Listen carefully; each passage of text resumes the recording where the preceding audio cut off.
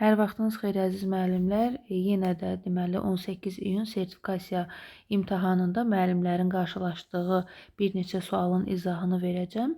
Formativ qiymətləndirmə haqqında da sual verilib müəllimlərə. Deməli birinci sualımız belədir. Formativ qiymətləndirməyə aid olmayanı seçin.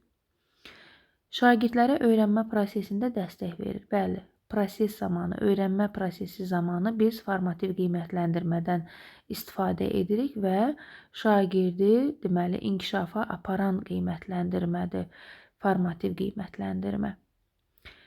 B variantında şagirdlərin özünü qiymətləndirmə və qarşılıqlı qiymətləndirmə bacarıqlarını inkişaf elətdirir. Doğrudur. Yeganə qiymətləndirmə formativ qiymətləndirmədir ki, bu qiymətləndirmə zamanı təkcə müəllim şagirdi qiymətləndirmir. Şagird özünü də qiymətləndirə bilər və qarşılıqlı qiymətləndirmədən istifadə edərək yoldaşını da qiymətləndirə bilərik.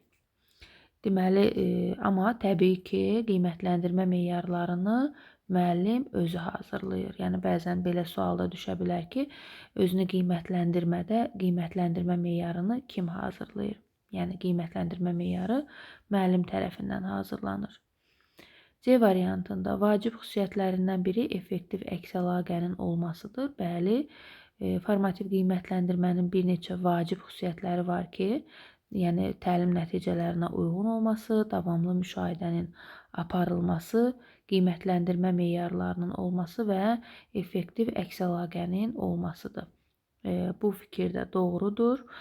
D variantında deyir ki, bölmə və yarım ilin əvvəlində aparılır. Deməli, bu diaqnostik qiymətləndirməyə aiddir. Bölmənin, yarım ilin əvvəlində şagird sinifdən sinifə keçəndə, məktəbdən məktəbə keçəndə diaqnostik qiymətləndirmə aparılır. İlkin qiymətləndirmədir. Diaqnostik qiymətləndirmə.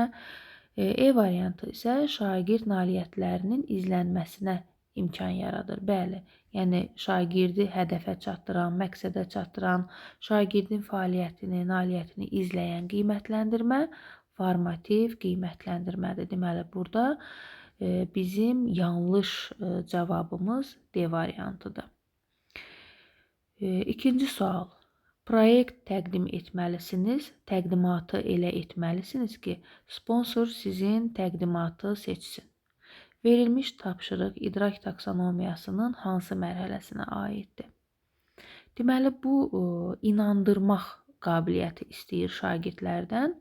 İnandırmaq da, deməli, idrak taksonomiyasının dəyərləndirmək mərhələsindədir. Yəni, qarşı tərəfi inandırmaq qabiliyyəti dəyərləndirmək mərhələsinə aiddir. Burada biz C variantını seçəcəyik. Üçüncü sual. Sinifə təzə gəlmiş şagirdi geyim tərzinə görə uşaqlar ələ salır. Nəticədə uşaq özünü sinifdən təcrid olunmuş hiss edir. Problemi aradan qaldırmaq üçün müəllim nə etməlidir?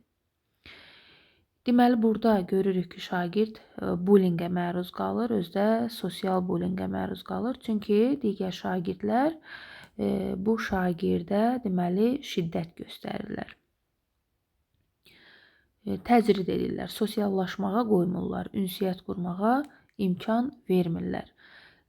Deməli, A variantına deyir ki, şagirdi digər sinifə keçirmək ən uyğun seçimdir. Xeyr, yəni əgər bu problem varsa, şagird digər sinifə keçəndə də yenə davam edəcəkdir. B variantında həmin şagirdləri dərsdən sonra sinifdə saxlayıb əlavə tapşırıqlar verə bilər.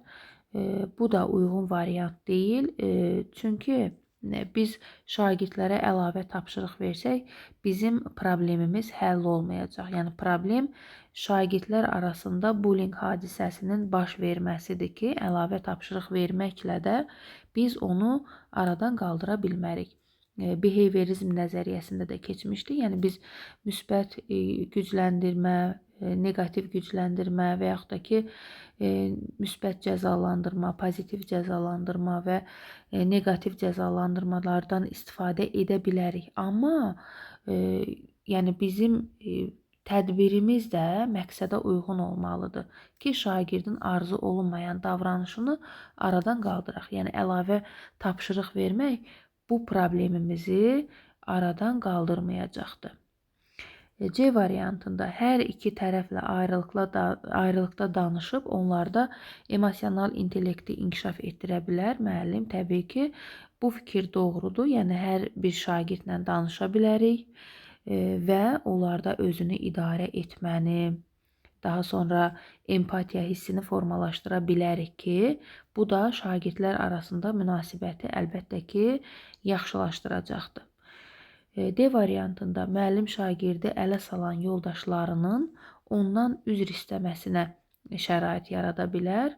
Yəni bu fikir də doğru deyil. Bu deməli konflikti daha da dərinləşdirə bilər. Yəni burada bu situasiyada bizim deməli doğru variantımız C variantıdır.